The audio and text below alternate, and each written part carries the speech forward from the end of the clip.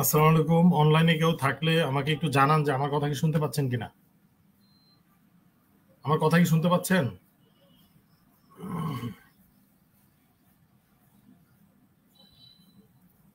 একটু কমেন্ট করে জানান আমার কথা কি শোনা যাচ্ছে কিনা।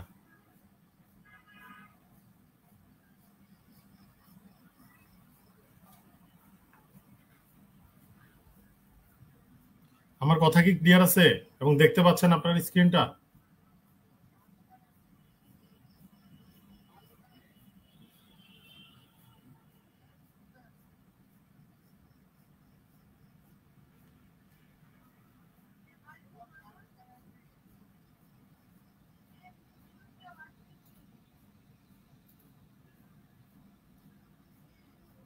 Thank you. আমাকে শুনতে পাচ্ছেন তাহলে? আচ্ছা, আমরা কিন্তু সংবিধানের উপরে আজকে ক্লাস শুরু করলাম।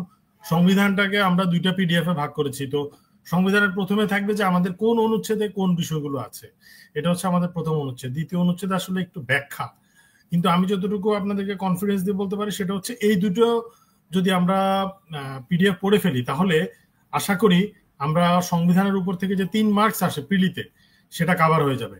এবং সংবিধানে শুধু 3 মার্কস প্রিলির জন্য পড়লেই হয় না, সংবিধানটা আমরা পড়ি আসলে রিটেনের জন্য, ইভেন তো ভাইবার জন্য আমরা পড়ে থাকি। তো সংবিধানটা এখন এমন ভাবে পড়ে ফেলবো, আমাদের দুইটা পিডিএফ পড়লে এনাফ পড়ে ফেলবো যেন আমাদের প্রিলি, রিটেন এবং ভাইবা কাভার হয়। ঠিক আছে, আশা করি বুঝতে পারছেন। এখন আমরা প্রিলিমিনারি কয়েকটা কোয়েশ্চেন দিয়ে শুরু করলাম। দুই ধরনের কোয়েশ্চেন থাকে, একটা হলো অনুচ্ছেদ থেকে কোয়েশ্চেন, আর একটা হলো সংবিধানের যে ইতিহাস। যেমন প্রথমটা কি, বাংলাদেশ সংবিধান হাতে লেখার দায়িত্ব কার উপর ন্যস্ত ছিল। আচ্ছা, তাহলে এখানে প্রথম প্রশ্নটা কিন্তু সংবিধানের কোনো অনুচ্ছেদ থেকে আসে নাই, এটা কিন্তু সংবিধানে কোনো অনুচ্ছেদের প্রশ্ন নয়। ঠিক আছে, এটা হচ্ছে হিস্ট্রি, মানে সংবিধান রচনার হিস্ট্রি থেকে প্রশ্নটা এসেছে। তারপরের প্রশ্নটা আমরা দেখি, বাংলাদেশের সংবিধানে কোন অনুচ্ছেদে, এই যে অনুচ্ছেদ থেকে আসছে, যেটা অনুচ্ছেদ থেকে আসবে সেটা অবশ্যই অনুচ্ছেদ শব্দটা লেখা থাকবে, নারী পুরুষের সমতা নিশ্চিত করা হয়েছে। তাহলে এটা হচ্ছে আমাদের কোন একটা অনুচ্ছেদ থেকে এসেছে। আনসার নিচে দেয়া আছে, সমস্যা নেই, বাট আমরা প্রশ্নগুলো প্রথমে পড়ে নিই এবং আমরা শেষ পর্যন্ত সংবিধান পড়ার পরে দেখব এখানে যে প্রিলিমিনারি সবগুলো প্রশ্ন, মোটামুটি বিসিএস এর প্রায় ম্যাক্সিমাম প্রশ্ন এখানে চলে আসছে প্রিলিমিনারি, সবগুলো প্রশ্নই এখানে আছে সংবিধানের উপর, বিসিএস প্রিলিমিনারি। এবং আমরা দেখব যে আমরা যখন সিলেবাসটা কভার করব, ওই কভার করার পরে দেখবে এই প্রশ্নগুলো আমরা পারি কিনা। যদি পারি তাহলে বুঝবো সংবিধানটা আমাদের সিলেবাস শেষ। বাংলাদেশের ভোটার হওয়ার সর্বনিম্ন বয়স কত, এটাও কিন্তু সংবিধানের কোন একটা অনুচ্ছেদ থেকে এসেছে। বাংলাদেশ সংবিধান সর্বপ্রথম কোন তারিখে গণপরিষদে উত্থাপিত হয়, তাহলে এটা কোনখান থেকে আসছে, এটা হলো ইতিহাস থেকে আসছে। আমরা ইতিহাসটাও পড়বো, অনুচ্ছেদগুলো পড়বো। ক্লিয়ার? আর আপনাদের কোনো প্রশ্ন থাকলে বিসিএস রিলেটেড যে কোনো প্রশ্ন আপনারা করতে পারেন।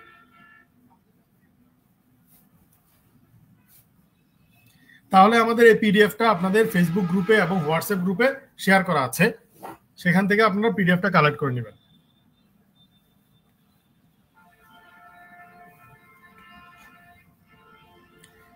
তারপরে আমরা আরো কিছু প্রশ্ন দেখি যে কি ধরনের প্রশ্ন এসে থাকে। বাংলাদেশের সংবিধানে মোট কয়টি তফসিল আছে, এটাও একটা সংবিধান থেকে প্রশ্ন। তবে কিছু প্রশ্ন অনুচ্ছেদ থেকে যে আসবে, শুধু অনুচ্ছেদের নাম জানলে হবে না, অনুচ্ছেদটার ভেতরে কি লেখা আছে এটাও পড়তে হবে, সেগুলো আমরা দ্বিতীয় পিডিএফ এ পড়েই ফেলবো। আইন প্রণয়নের ক্ষমতা কোথায়, এটাও কিন্তু সংবিধানে আছে।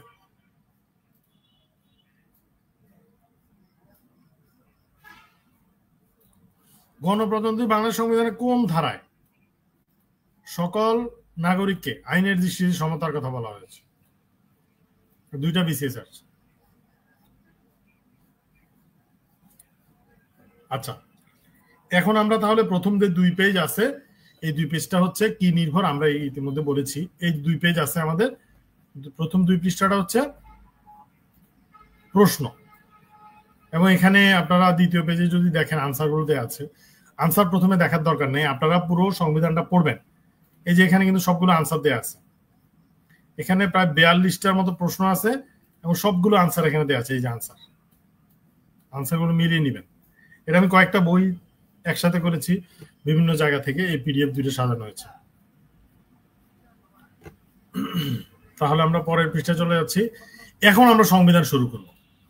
সংবিধানের অনুচ্ছেদ নির্ভর পড়াটা আমরা এখন শুরু করব। লাস্টে আমরা কিছু সামারি দেখব, যে সামারি থেকে বুঝতে পারবো যে সংবিধানটা আসলে কিভাবে গঠিত হয়েছে। আচ্ছা, এখানে মূলত আমরা কি কি পড়বো, কি কি বাদ দিব, সেগুলো সব এখানে দাগানো আছে, প্রত্যেকটা পয়েন্ট দাগানো আছে, কোনটা পড়বো কোনটা পড়বো। আচ্ছা, প্রথম ভাগটা হবে নাম প্রজাতন্ত্র। তাহলে প্রথম ভাগের নাম প্রজাতন্ত্র। এই প্রজাতন্ত্র থেকে আমরা কি কি পড়বো? মজার ব্যাপার হচ্ছে প্রজাতন্ত্র থেকে আমরা সবগুলো পড়া লাগবে। প্রজাতন্ত্র থেকে বাদ দেওয়ার মতো কোনো পয়েন্ট নেই। যেমন আমি যদি 3 নম্বর অনুচ্ছেদ কি বলে, রাষ্ট্রভাষা, 4 নাম্বার হচ্ছে জাতীয় সঙ্গীত, জাতীয় পতাকা ও জাতীয় প্রতীক, 5 হচ্ছে রাজধানী। তো আমরা প্রজাতন্ত্র রিলেটেড সবগুলো এখানে আছে। এবং এখানে আমরা যখন ব্যাখ্যা পড়বো তখন দেখবো যে 7-এর ক 7-এর খ খুবই ইম্পর্টেন্ট। 7-এর ক 7-এর খ আমরা এখানে যে দেখতে পাচ্ছি যে জাতীয় সঙ্গীত, জাতীয় পতাকা, জাতীয় প্রতীক, ইন্ডিভিজুয়াল প্রশ্ন এখান থেকে এসে থাকে। জাতীয় সঙ্গীতের ক্রাইটেরিয়া কিরকম হওয়া লাগবে, জাতীয় পতাকাটা কিরকম হবে, জাতীয় প্রতীকটা কিরকম হবে। আরেকটা ইম্পর্টেন্ট প্রশ্ন আছে সেখানে 2-এর ক রাষ্ট্র ধর্ম সম্পর্কে বলা আছে সেখানে। এবং সংবিধানের কিছু কিছু অনুচ্ছেদ আছে যেগুলো নিয়ে কিছুটা বিতর্ক রয়েছে, সেখান থেকে কিন্তু অনেকগুলো প্রশ্ন এসে থাকে। তাহলে আমাদের প্রথম ভাগ 1 থেকে 7-এর অনুচ্ছেদ, 1 থেকে 7 হচ্ছে প্রথম ভাগ। তাহলে আমরা জেনে নিব প্রথম ভাগে কি কি আছে। এখন মূলত যারা কোন ভাগে কি আছে এটা জানে, তারা কিন্তু নৈর্ব্যক্তিক প্রশ্নে যে 4টা অপশন থাকে সেটা থেকে বুঝতে পারে। 4টা যে অপশন থাকে সেটা থেকে বোঝা যায়। কারণ কি, ধরেন এটা 7, এখানে আছে 28, এখানে আছে আমাদের হচ্ছে 53, এখানে আছে আমাদের 106। তাহলে কোনটা হবে কিভাবে বুঝবো আমরা? কোন ভাগে কি আছে, এটা কিন্তু প্রত্যেকটা ভাগ এখানে আলাদা। তাহলে কোন ভাগে কি আছে সেটা ডিপেন্ড করবে। যেমন আমরা জানি এখানে প্রজাতন্ত্রের বিভিন্ন টপিক সম্পর্কে দেওয়া আছে। আমরা দ্বিতীয় ভাগে চলে গেলাম, রাষ্ট্র পরিচালনার মূলনীতি। মূলনীতি শুরু হচ্ছে 8 থেকে। আমরা কিন্তু মনে রাখতে হবে কোথায় শেষ। আগের যে প্রজাতন্ত্র প্রথম ভাগ ছিল সেটা আমাদের 7-এ গিয়ে শেষ হয়েছে। এখন আমরা 8 থেকে শুরু করব মূলনীতি। 9 জাতীয়তাবাদ। এখানে 4টা মূলনীতি, বাংলাদেশের সংবিধান বা বাংলাদেশের রাষ্ট্র পরিচালনার জন্য 4টা মূলনীতি লাগবে। এই 4টা মূলনীতি হচ্ছে 9, 10, 11, 12। এই 4টা মূলনীতি বেশি ইম্পর্টেন্ট, এই 4টা আগে পড়তে হবে। 9 জাতীয়তাবাদ, 10 সমাজতন্ত্র, 11 গণতন্ত্র, 12 ধর্মনিরপেক্ষতা। তাহলে আমরা এই 4টা আমরা আগে পড়ব, বাকিগুলো আমরা পড়ে ফেলবো। বিকজ রিটেনে রাষ্ট্র পরিচালনার মূলনীতি লিখুন একটা বড় প্রশ্ন এসে থাকে।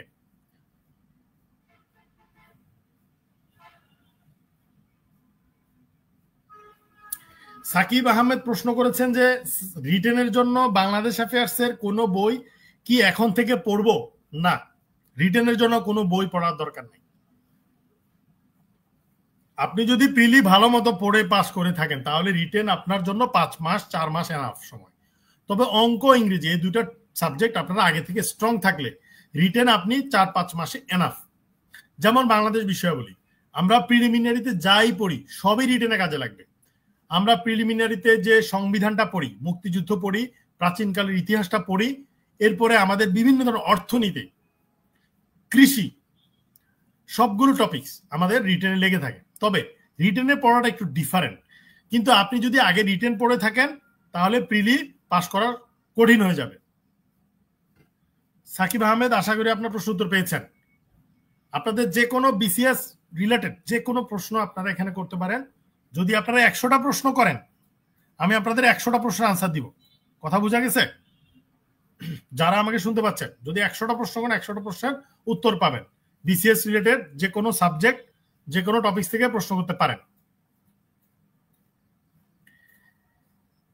তাহলে আমরা আসি হচ্ছে এখন রাষ্ট্র পরিচালনার মূলনীতি। আমরা অনুচ্ছেদগুলো দেখব, যে যে অনুচ্ছেদগুলো বেশি প্রয়োজন, বেশি দরকার, বেশি পরীক্ষা আসে সেগুলো আমি বলে দিচ্ছি।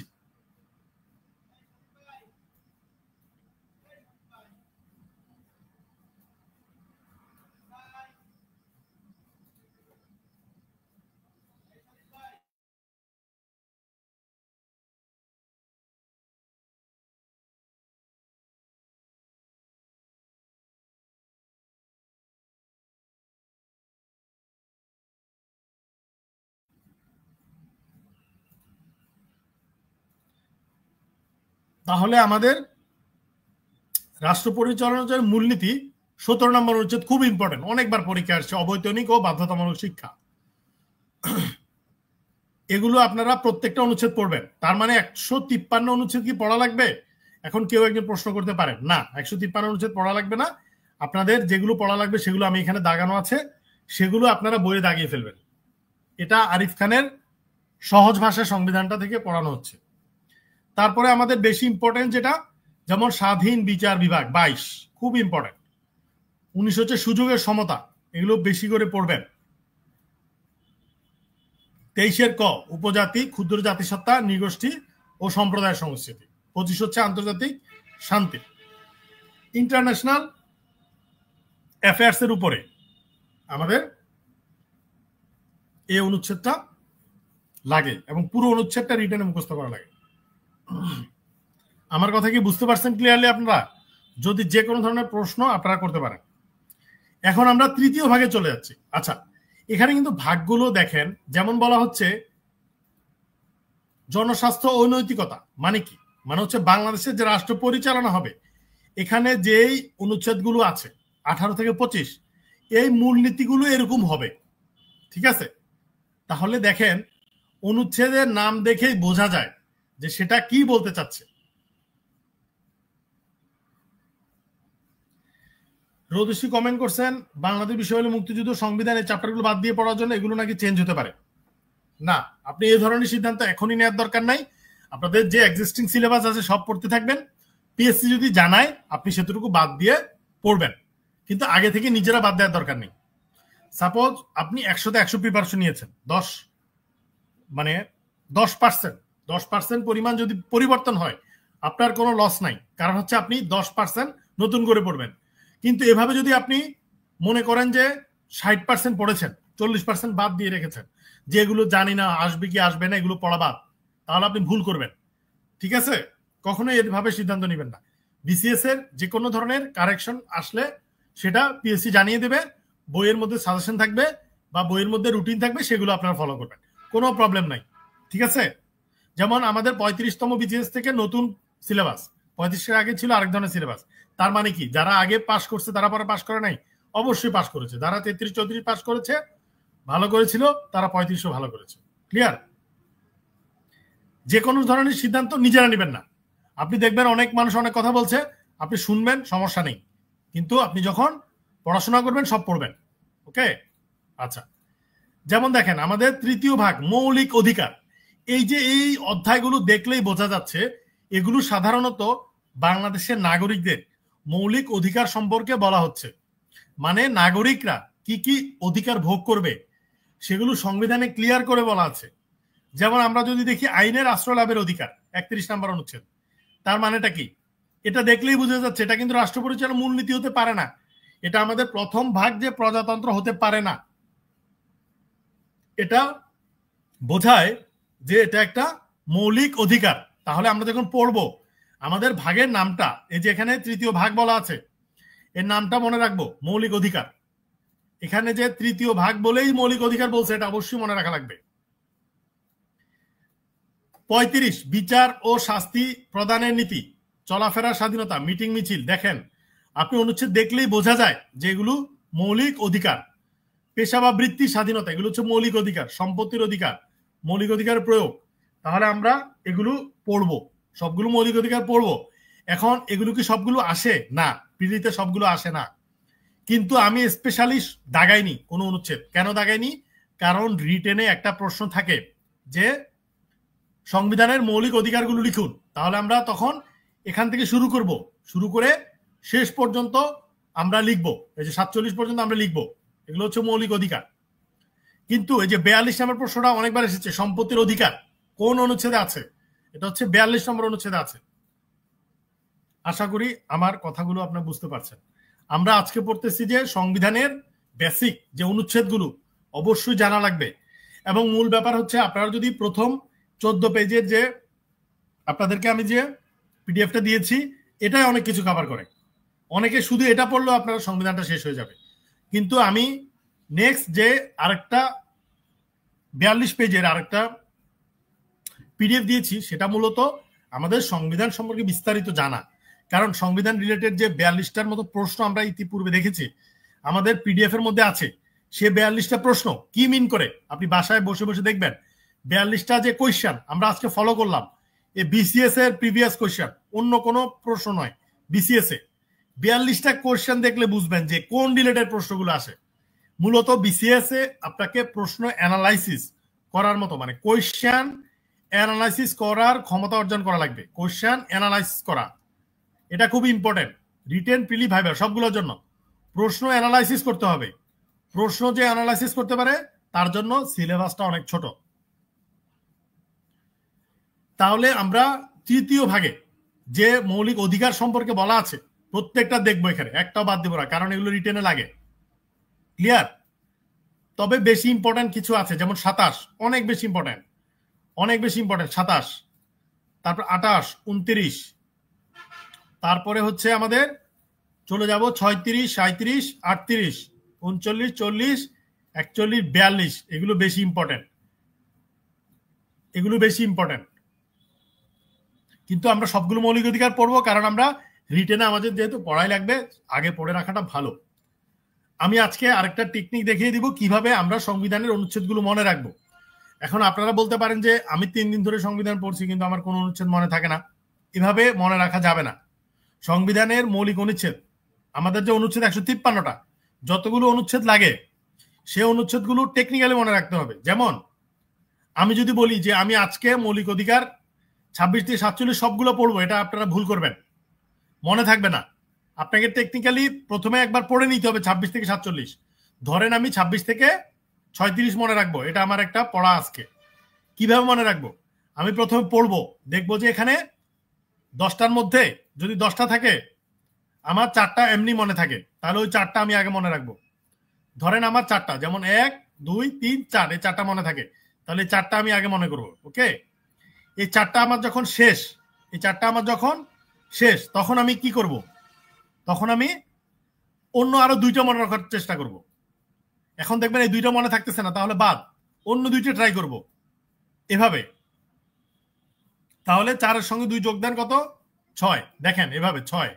আপনাকে 3টা, 4টা, 2টা করে আগাতে হবে। আপনি যদি মনে করেন আমি 100টা অনুচ্ছেদ একদিনই শিখবো, এটা পসিবল না, 1 মাস পড়লেও পসিবল না। এটাকে ধীরে ধীরে, এজন্য আপনাদের এখনো প্রিলিমিনারি ডেট দেওয়া হয়নি। আশা করি এখন থেকে প্রস্তুতিটা নেবেন। এখন থেকে প্রস্তুতিটা নিলে সুবিধা হবে, আপনারা পরবর্তীতে যখন প্রিলি ডেট দিবে তখন রিভাইজ করবেন কিংবা গুছিয়ে নেবেন। কথা বোঝা গেছে? পড়া কিন্তু বেশি না, কিন্তু টেকনিক্যালি পড়তে হবে। এখন আমরা চলে যাব হচ্ছে আরেকটা ভাগে চলে যাব। আরেকটা ভাগে কি লেখা আছে, এটা খুবই ইম্পর্টেন্ট এবং ক্রুশিয়াল একটা ভাগে আমরা চলে যাচ্ছি। অনেক প্রশ্ন এখান থেকে হবে, শুধু বিসিএস পিডি না, রিটেন, ভাইবা, চাকরি জীবনে সব জায়গায় লাগবে। কারণ আপনারা তো সরকারি চাকরির জন্য পরীক্ষা দিবেন, অবশ্যই আপনাদের সরকারি চাকরিতে এগুলো লাগবে। আমরা এখন চলে আসছি চতুর্থ ভাগ, নির্বাহী বিভাগ। এক্সিকিউটিভ বডিতে চলে আসছি, নির্বাহী বিভাগ। এক্সিকিউটিভ বডিতে কারা থাকবে? রাষ্ট্রপতি, প্রধানমন্ত্রী, মন্ত্রী সবাই আছে। তো আমাদের এক্সিকিউটিভ ভাগটা ক্লিয়ার করে বোঝা লাগবে। আপনারা যে কোনো ধরনের প্রশ্ন করতে পারেন এবং রিপ্লাই দিতে পারেন। আচ্ছা, তাহলে দেখেন এখানে আমি সব দাগাইনি। এই ভাগ থেকে শুরু হবে আমাদের কি ইম্পর্টেন্ট গুলো পড়া, কারণ প্রত্যেকটা অনুচ্ছেদ এখানে ইম্পর্টেন্ট নয়। কিছু কিছু অনুচ্ছেদ আছে সেগুলো আমাদের কখনো পরীক্ষা আসে না, বা সেগুলো আমাদের তেমন একটা লাগে না। যেমন রাষ্ট্রপতি, রাষ্ট্রপতিটা প্রথম পরিচ্ছেদে আছে। এখানে কিন্তু পরিচ্ছেদ ভাগ করে দেয়া আছে। পরিচ্ছেদটা কি? পরিচ্ছেদটা হচ্ছে বিভাগগুলোর ভাগগুলোর এক একটা অংশ। এখানে যেমন আমরা প্রথমে দেখতে পাচ্ছি চতুর্থ ভাগ। চতুর্থ ভাগের মধ্যে একটা পরিচ্ছেদ করেছে, প্রথম পরিচ্ছেদ, নাম কি? রাষ্ট্রপতি। পরীক্ষা এটা আসবে না প্রথম পরিচ্ছেদে কি আছে, এটা আপনার বোঝার সুবিধার জন্য। প্রথম পরিচ্ছেদে রাষ্ট্রপতি, তাহলে 48 থেকে শুরু। তার মানে এমসিকিউটা আমরা ইলিমিনেশন প্রসেস, এমসিকিউ কিন্তু ইলিমিনেশন প্রসেস আছে, বাদ দিতে হবে 4টা, যে 4টা থাকে বাদ দিতে হবে। ধরেন এটা বাদ, তাহলে আমি এই 2টার মধ্যে বাছাই করবো এভাবে।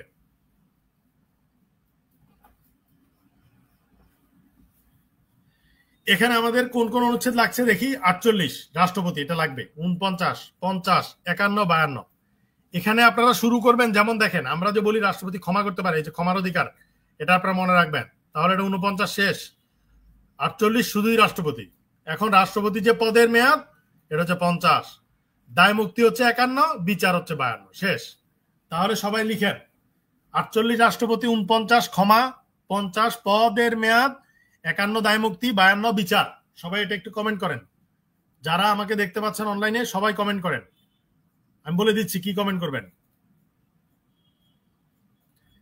48 রাষ্ট্রপতি, 49 ক্ষমা, 50 পদের মেয়াদ, 51 দায় মুক্তি, 52 বিচার।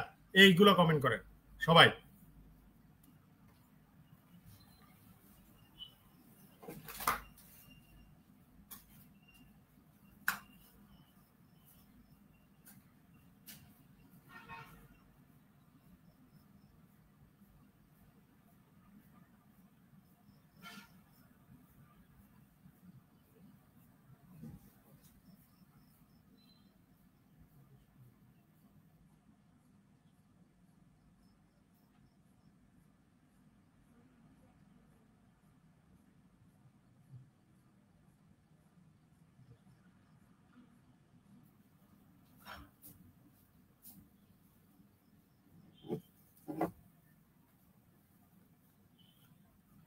সবাই কমেন্ট করেন। 48 রাষ্ট্রপতি। আপনাদের দেখতে কোনো সমস্যা হলে বলবেন। আসলে আমরা কিন্তু ব্ল্যাক মানে হোয়াইট বোর্ডে পড়াতে পারি। আমি হোয়াইট বোর্ডে পড়িয়েছি আগে কয়েকটা ক্লাস, কিন্তু দেখলাম যে এগুলো তো বাংলাদেশ বিষয়াবলী, এটা কিন্তু বাংলা ইংরেজি না, যে হচ্ছে আমাদের বেসিক। এখানে হচ্ছে আপনাদের যখন পিডিএফটা বা ছবিটা বারবার দেখবেন, কোনটা দাগাচ্ছি কোনটা বাদ দিচ্ছি, হ্যাঁ, ওইটা আপনাদের দেখা বেশি ইম্পর্টেন্ট। এখন ধরেন আমি যদি বোর্ডে লিখি 48 রাষ্ট্রপতি, 49, অনেক সময় চলে যাবে, কিন্তু আমরা মোটামুটি একদিনে অনেকগুলো কভার করতে পারি।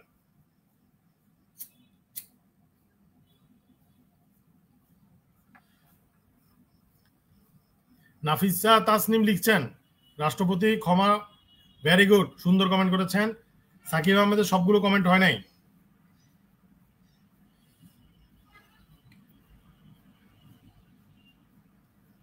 সংবিধান খুবই মজার একটা পড়া, আপনারা চাপ নিয়েন না। আপনারা দেখেন, বারবার বলতেছি, আপনি যদি আজকে পড়তে বসে দেখেন যে আপনার 3টা মাত্র অনুচ্ছেদ নাম মনে আছে, কোনো হতাশ হওয়ার কিছু না, আপনি 3টাই মনে রাখেন। কালকে ওই 3টার পাশাপাশি আরো 4-5টা যুক্ত করেন, এভাবে আস্তে আস্তে বাড়ানো লাগে। আপনারা সাবজেক্টগুলো পাল্টিয়ে পাল্টিয়ে পড়তে হবে। আপনি 2 ঘন্টা বাংলাদেশ পড়েন, এরপরে 1 ঘন্টা আপনি ইংরেজি পড়েন, এরপরে 1.5 ঘন্টা আপনি অঙ্ক করেন, এভাবে এক সাবজেক্টে বসে থাকলে প্রিলিমিনারি অনেক কঠিন হয়ে যাবে। যদি আপনি 1 বছর মেয়াদি প্রিপারেশন, তাহলে ঠিক আছে।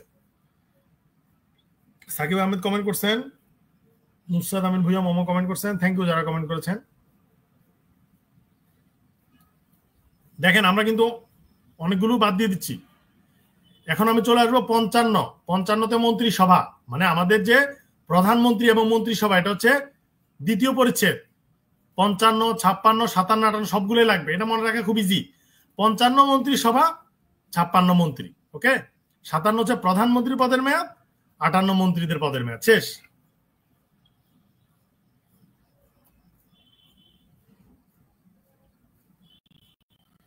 তাহলে আমাদের 4টা অনুচ্ছেদে পড়লাম, 55, 56, 57, 58 রিলেটেড। মন্ত্রিসভা, মন্ত্রী, প্রধানমন্ত্রী পদের মেয়াদ, মন্ত্রীদের পদের মেয়াদ, শেষ। এভাবে মিলিয়ে মিলিয়ে পড়তে পারেন। সংবিধানে অনেকে ছন্দ মুখস্থ করে, আমার মনে হয় না ছন্দটা দরকার আছে, কারণ ছন্দটা মনে রাখার জন্য আপনার সময় ব্যয় করতে হবে, দরকার নাই। আপনি হচ্ছেন ডেইলি একটু করে পড়েন সংবিধানটা, 15-20 মিনিট করে পড়েন, আস্তে আস্তে অনুচ্ছেদগুলো মনে থাকবে।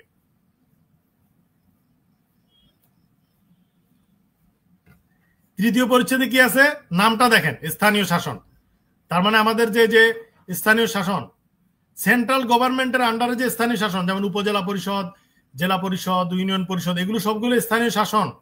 স্থানীয় শাসন সংক্রান্ত প্রতিষ্ঠানের ক্ষমতা, এই যে এটা ক্ষমতা, এটা হচ্ছে 59, 60। তাহলে আমরা এই দুইটা পড়ে ফেললাম, 59 স্থানীয় শাসন, 60 হচ্ছে ওদের ক্ষমতা। ওই প্রতিষ্ঠানগুলো কি কি ক্ষমতা লাভ করবে, আশা করি বুঝতে পারছেন। চতুর্থ পরিচ্ছদ, আমরা কিন্তু কোথায় আছি? আমরা কিন্তু এখন নির্বাহী বিভাগে আছি, চতুর্থ ভাগের মধ্যে। তাইলে ওটার পরিচ্ছদ, প্রতিরক্ষা কর্ম বিভাগ কি 61, সর্বাধিনায়ক 63 যুদ্ধ। আর পঞ্চম পরিচ্ছদে শুধু একটা অ্যাটর্নি জেনারেল, এটুকু মনে রাখলেই হবে। আজকে আমরা আর বেশি পড়বো না, সংবিধান আস্তে আস্তে শেষ করি। আজকে আমরা বেশি পড়বো না, আপনাদের এখন থেকে নিয়মিত ক্লাস হবে, আপনারা গ্রুপটাতে দেখবেন। এখন বলবো মনে রাখার পদ্ধতিটা কি। দেখেন, বারবার বলতেছি, আপনি প্রথমে মনে রাখবেন ভাগ, চতুর্থ ভাগ, এটা মনে রাখবেন। কি আছে? নির্বাহী বিভাগ। তারপরে প্রথম পরিচ্ছেদ কি? রাষ্ট্রপতি। দ্বিতীয় পরিচ্ছেদ কি? প্রধানমন্ত্রী ও মন্ত্রিসভা। তৃতীয় পরিচ্ছেদ কি? স্থানীয় শাসন। চতুর্থ পরিচ্ছেদ প্রতিরক্ষা। এভাবে ধীরে ধীরে। পঞ্চম হচ্ছে অ্যাটর্নি জেনারেল। তাহলে আপনি মনে রাখেন আগে অ্যাটর্নি জেনারেল মানে 64। এটা অনেকবার পরীক্ষা আসছে, অ্যাটর্নি জেনারেল কত নাম্বার অনুচ্ছেদ।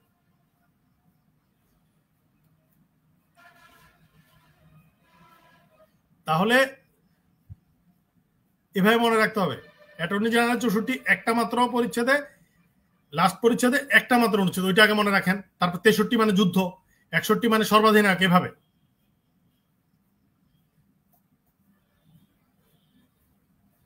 তাহলে আপনাদের আজকের ক্লাসটা এখানে শেষ করলাম। আপনারা একটু নিয়মিত ক্লাস করেন, ভিডিওটা দেখেন এবং এই বইটা আপনারা কালেক্ট করেন কিংবা পিডিএফটা প্রিন্ট করান, বাসায় বসে বসে পড়েন। আর যাদের অফিস থাকে বাসায় বসে পিডিএফটা দেখবেন। পিডিএফে কিন্তু সব দাগানো আছে। এই দেখেন, আমার দাগানোগুলো উঠিয়ে দিলাম। আমি আজকে যে দাগালাম এগুলো সব উঠিয়ে দিলাম। উঠানোর পরে দেখেন সব দাগানো আছে, কোন কোন অনুচ্ছেদ পড়া লাগবে। পিডিএফটা তৈরি করা হয়েছে, আগেই দাগানো আছে। আমি এখন যে দাগালাম এটা তো ভিডিওতে থাকবে, তাই না? এই দেখেন, এখন আপনি দেখেন এই যে দাগানো আছে। আপনারা শুধু দাগানো অনুচ্ছেদগুলো পড়বেন। এটা কিন্তু দাগাইনি, এটা পড়া লাগবে না। এটা দাগাইছি না, তাহলে এটা আমরা পড়বো না। এটা দাগাই নাই, এটা পড়বো না। এরকম দাগানো গুলোই পড়বো। আর এই যে যেমন আমি এখানে দেখেন 62 কিন্তু দাগাইনি, এটা বাদ দেন। এভাবে যেগুলো দাগাই নাই এগুলো আমরা ব্যাখ্যাও পড়বো না। তাহলে আজকের ক্লাসটা এখানে শেষ করতেছি। কারো কোনো প্রশ্ন থাকলে করতে পারেন, আমি আনসার দেব। বিসিএস, ব্যাংক, যে কোনো প্রশ্নের উত্তর আপনাদের দিতে পারি। চাকরি,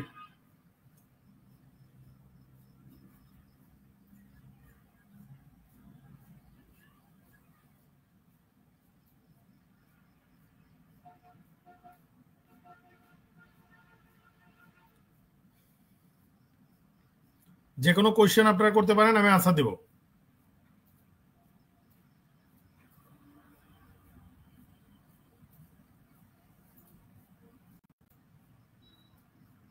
এনি কোয়েশ্চেন করতে পারেন, আমি আনসার দেব।